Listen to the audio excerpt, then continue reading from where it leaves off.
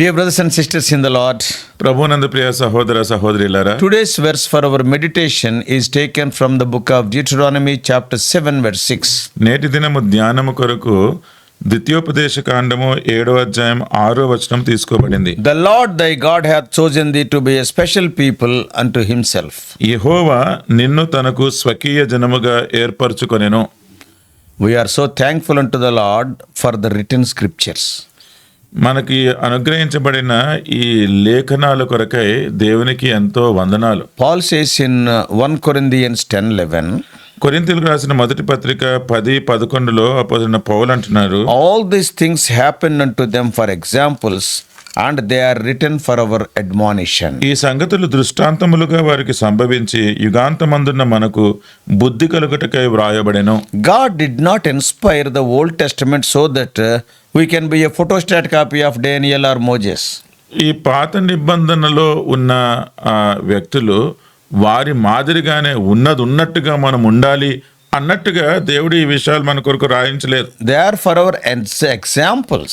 ఇవి మనకు మాదిరిగా ఉండడానికి. Of course, when we see how those saints of old experienced God's grace, దేవుని యొక్క కృపను ఆ తరములో ఉన్న ఈ దైవజనులు ఎలాగైతే అనుభవించినారో, and how he strengthened them in faith, వారిని విశ్వాసంలో ఎలా బలపరిచినారో, and that fact encourages us.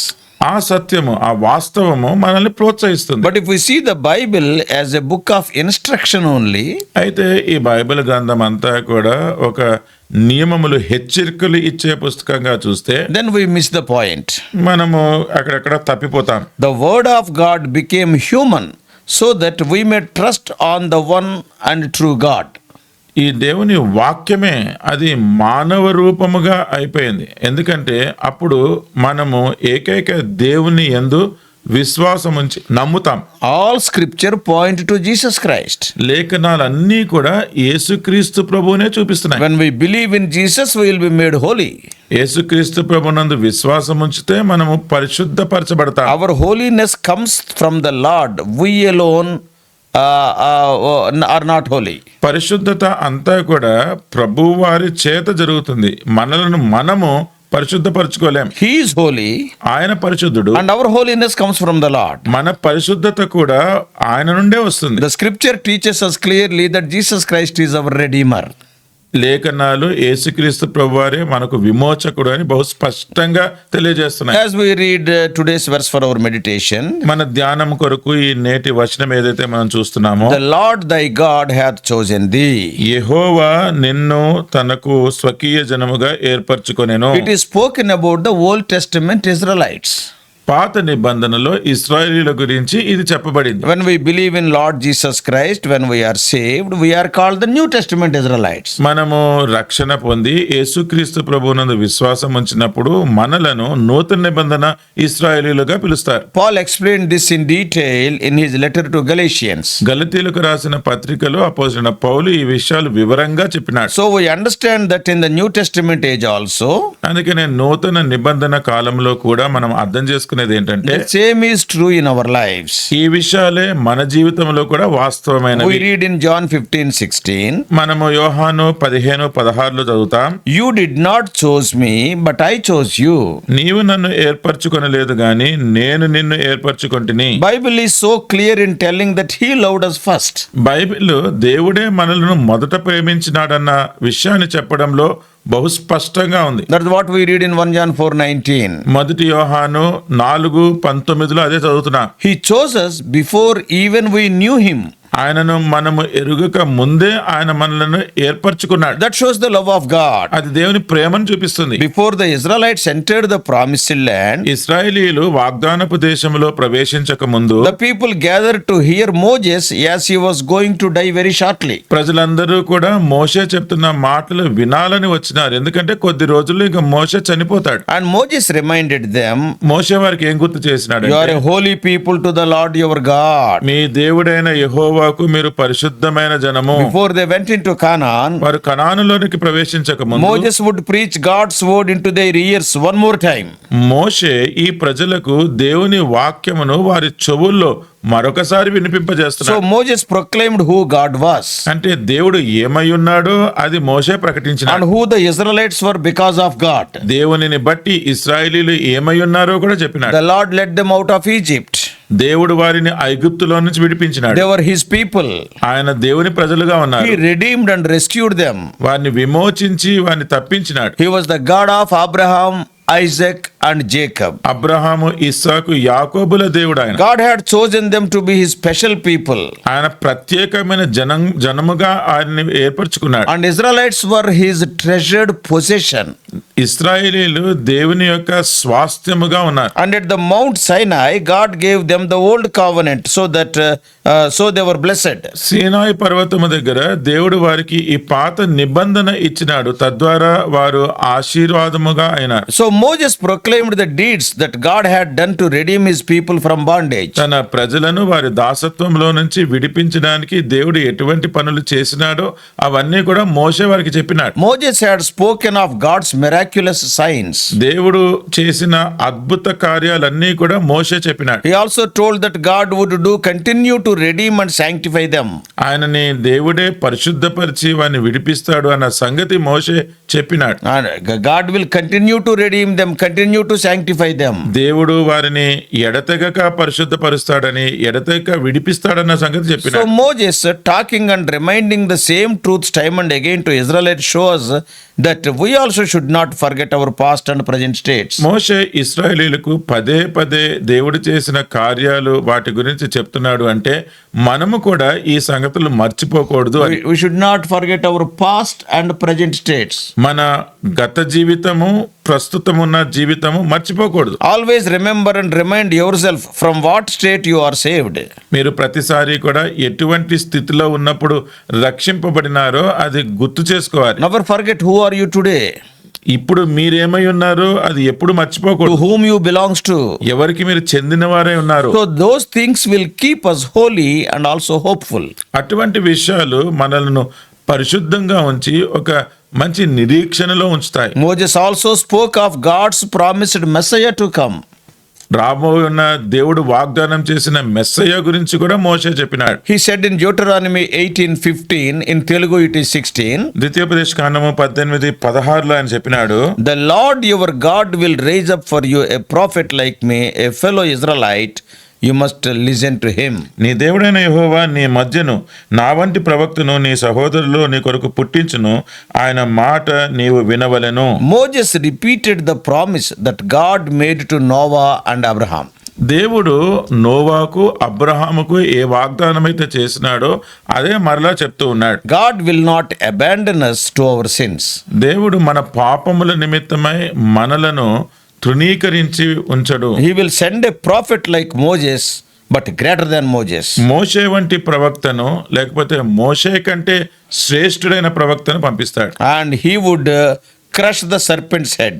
ఆయన సర్పం యొక్క తలను చితగొడతాడు. And all nations of the world be blessed through him. అప్పుడు ప్రపంచంలో ఉన్న దేశాలన్నీ కూడా ఆయన ద్వారా ఆశీర్వదించబడతాయి. In Acts chapter 3, అపోస్తల కార్యములు 3వ అధ్యాయంలో Apostle Peter quoted this verse, Deuteronomy 18th chapter. పేతురు ఈ ద్వితీయోపదేశ కాండము 18వ అధ్యాయంలో ఉన్న మాటను చెప్తూ ఉన్నాడు. In Acts chapter 7, అపోస్తల కార్యములు 7వ అధ్యాయంలో Stephen also quoted the same verse from Deuteronomy 18, Stephen కూడా ద్వితీయోపదేశ కాండం 18లో ఉన్న ఈ వచనాన్ని చెప్తున్నాడు. showing that Jesus fulfilled that passage by being the prophet whom God brought forth from the people of Israel. అదేం చూపిస్తుంది అంటే మోషే చెప్పిన ఈ యేసుక్రీస్తు ప్రభువులో, అంటే ఇశ్రాయేలీని విడిపించడానికి వచ్చిన ప్రవక్త యేసుక్రీస్తు ప్రభువులో ఆయన చూపిస్తున్నాడు. So when we apply this promise to our individual lives, మన వ్యక్తిగత జీవితాలలో ఈ వాగ్దానాన్ని మనము అన్వయించుకున్నప్పుడు we understand that as believers in Messiah, we are holy to the Lord. మనము మెస్సయ్య యొక్క విశ్వాసులముగా మనం అర్థం చేసుకునేది ఏంటి అంటే మనము దేవునికి పరిశుద్ధమైన వారము. When we read 1 Peter 2:9, మొదటి పేతురు 2:9 చదివినప్పుడు we are his treasured possession. మనము ఆయన స్వాస్థ్యముగా ఉన్నాము. He says in 2:9, ఆయన అంటున్నాడు 2:9లో, we are a chosen generation, a royal priesthood, an holy nation and a peculiar people. మీరు ఏర్పరచబడిన వంశమును, రాజులైన యాజక సమూహమును, పరిశుద్ధ జనమును, దేవుని సొత్తైన ప్రజలనై ఉన్నారు. What glorious titles are these? ఎంత మహిమాయుతమైన బిరుదులండి ఇవన్నీ. Chosen means selected out of many. ఏర్పరచబడినారు అంటే అనేక మందిలో నుంచి మీరు ఏర్పరచబడినారు. What merits are there in us to be chosen by the holy God? పరిశుద్ధుడైన దేవునితోటి మనము ఏర్పరచబడడానికి మనలో ఏమున్నాయండి? In which మంచి way we are better than other people? ఇతరుల కంటే మనం ఏ విధంగా మంచివారము? Royal priesthood is another wonderful title. రాజులైన యాజక సమూహము అనేది అద్భుతమైన బిరుదు. We are kings and priests. మనమంతా రాజులము, యాజకులం. As kings we are going to have a throne and a crown. రాజులముగా మనకి ఒక సింహాసనము, ఒక కిరీటము ఇవ్వబడుతుంది. As priests we will have direct access to God. యాజకులముగా మనము దేవుని సన్నిధిలోనికి సూటిగా వెళ్ళే ఆస్కారం ఉంటుంది. What a privilege it is. ఎటువంటి ధన్యత అండి ఇది. Another title is holy nation. పరిశుద్ధ జనము అనేది మరి ఒక బిరుదు. Daily we fall many times spiritually. ప్రతిరోజు ఆత్మీయంగా మనము పడిపోతూ ఉంటాం. We are good at gathering the dust of the world. ఈ లోకములో ఉన్న దుమ్మును మనం పట్టుకోవడంలో ప్రావీణ్యం. Yet by forgiving and washing us regularly by his precious blood, he is making us holy. అయితే ఆయన మనల్ని క్షమించి తన ప్రశస్త రక్తము ద్వారా శుద్ధి చేస్తూ ఆయన మనల్ని పరిశుద్ధపరుస్తూ ఉన్నాడు. And he is calling us peculiar people. మనము దేవునికి సొత్తైన ప్రజలుగా In పిలుస్తున్నాడు. other translations we can see the meaning differently. మరొక తర్జుమాలో దీని యొక్క అర్థము వేరుగా చూడొస్తున్నాం. What is the meaning? ఏంటంటే ఆ అర్థము? You are a rare beauty. మీరు చాలా ప్రత్యేకమైన సౌందర్యము కలిగిన వారు. And you are a priceless possession. మీరు విలువ పెట్టలేని అంత స్వాస్థ్యమై ఉన్నారు. Though we are unworthy of least of these titles, ఇటువంటి బిరుదులన్నీ పొందుకోవడానికి మనము యోగ్యులము కానప్పటికీ see the fathomless love of God in loving and calling and choosing us. మనల్ని ఏర్పరచుకోవడానికి, మనల్ని పిలవడానికి, మనల్ని కోరుకోవడానికి దేవుని యొక్క ఈ అంతుపట్టని ప్రేమ ఎటువంటిదో చూడండి. In Christ we are loved. క్రీస్తులో మనం ప్రేమించబడ్డాం. We are redeemed. మనం విమోచించబడ్డాం. We are blessed. మనం దీవించబడ్డాం. We have been given the new covenant in Christ's blood. యేసుక్రీస్తు వారి రక్తములో నూతన నిబంధన ఇవ్వబడింది. That means we are the members of the body of Christ. దాని అర్థం ఏంటి అంటే మనం దేవుని యొక్క శరీరములో అవయవములుగా ఉన్నాం. And in him we find our true identity. ఆయనలోనే మన సరియైన గుర్తింపు ఉంది. Not in ourselves. మనలో కాదు. These are the truths that God's word reveals to us.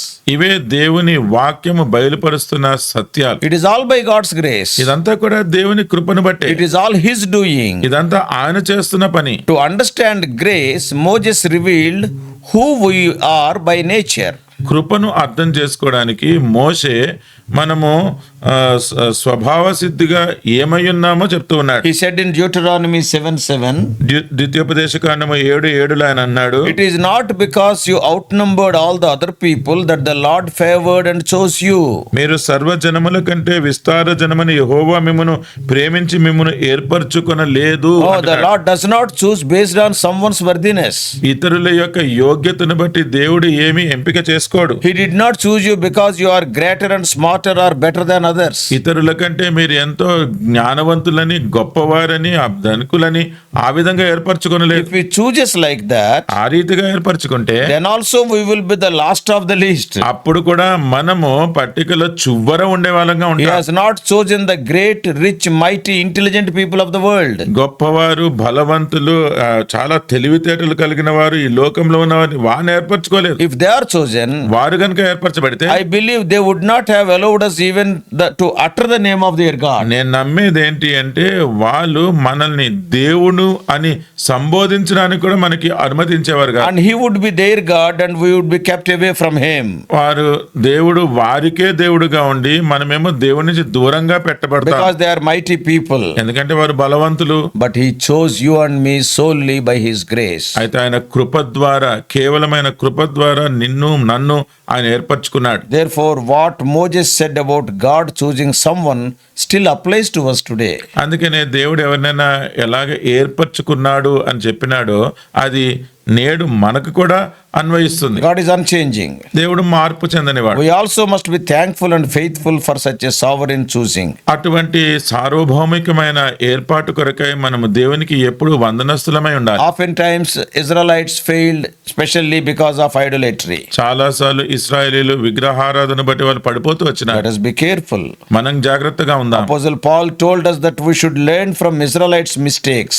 అపోస్తలుడైన పౌలు మనం ఇశ్రాయేలు చేసిన తప్పిదముల ద్వారా పాఠములు నేర్చుకోవాలని చెప్పినాడు. That's what we read in 1 Corinthians 10 verse 6. కొరింథీయులకు రాసిన మొదటి పత్రిక 10:6 మనం అది చూస్తున్నాం. We have the same fallen nature as the Israelites of old. ఇశ్రాయేలీలు ఆ దినాలలో ఎలాగైతే పడిపోయినారో అటువంటి స్వభావమే మనం కూడా కలిగి ఉంటున్నాం. But like them, our salvation is also because of Christ. అయితే వారికి వలనే మన రక్షణ కూడా క్రీస్తు ద్వారానే. God hath chosen us in Christ Jesus. దేవుడు యేసుక్రీస్తు ప్రభువులో మనలను ఏర్పరచుకున్నాడు. Therefore, dear brothers and sisters, అందుకనే ప్రియ సహోదర let సహోదరులారా, us be careful about our choosing. మన ఏర్పాటు ఎంపిక నిమిత్తమై జాగ్రత్తగా ఉందాం. Let us walk worthy of our calling and choosing. మన పిలుపుకి తగినట్టుగా మనం నడుచుకుందాం. Then God will bless us more abundantly. అప్పుడు దేవుడు మనల్ని ఇంకా అత్యధికంగా దీవిస్తాడు. Don't be negligent of your calling. మీ పిలుపు గురించి మీరు నిర్లక్ష్యంగా ఉండొద్దు. May God bless you. దేవుడు మిమ్మల్ని దీవించునుగాక. Let us pray. ప్రార్థన చేసుకుందాం. Loving Heavenly Father, ప్రేమ కలిగిన పరలోకపు తండ్రి, though we are not better than anybody, thou hast chosen us. ప్రభువా, ఇతరుల కంటే మేము ఏమి గొప్పవారము కానప్పటికీ మీరు మమ్మల్ని ఏర్పరచుకున్నారు. Today we are calling you as our loving Father means, oh Lord, what are we, oh Lord, to call you as our Father? నేటి దినము మిమ్మల్ని మేము మా ప్రేమ కలిగిన తండ్రి అని పిలుస్తున్నామంటే, ఓ ప్రభువా, మిమ్మల్ని తండ్రిగా పిలవడానికి మేము ఏ పాటి వారం? It is only because of thy mere grace and love. కేవలము మీ ప్రేమను బట్టే, Because of your compassion and your mercy. మీ యొక్క దయాళత్వము, మీ యొక్క కనికరమును బట్టే, Because of your long suffering. మీ యొక్క దీర్ఘశాంతమును బట్టే. Oh Lord, we thank you for what thou hast done. ప్రభువా, మీరు మా కొరకు ఏమైతే చేసి ఉన్నారో దానికై వందనాలు Today చెల్లిస్తున్నాం. proudly we can call ourselves as the children of God in this world. నేను మేము ఎంతో గర్వముతో మేము దేవుని యొక్క బిడ్డలము అని చెప్పుకోగలం. But it is all by thy grace and because of thy blood. ఇదంతా కూడా కేవలం మీరు చిందించిన రక్తమును బట్టి మీ కృప ద్వారానే. Oh Lord, help us to be more thankful unto you. ఓ ప్రభువా, మేము ఇంకా మీకు కృతజ్ఞస్తులై ఉండులాగున సహాయం చేయండి. Lead us throughout this day. ఈ దినమంతట్లో మీరే మమ్మల్ని నడిపించండి. In Jesus' precious name we pray. యేసుక్రీస్తు వారి ప్రశస్తమైన నామములో ప్రార్థిస్తున్నాము తండ్రి. Amen. Amen. God bless you all. Please subscribe for more spiritual messages to the YouTube channel John Victor Telugu Messages.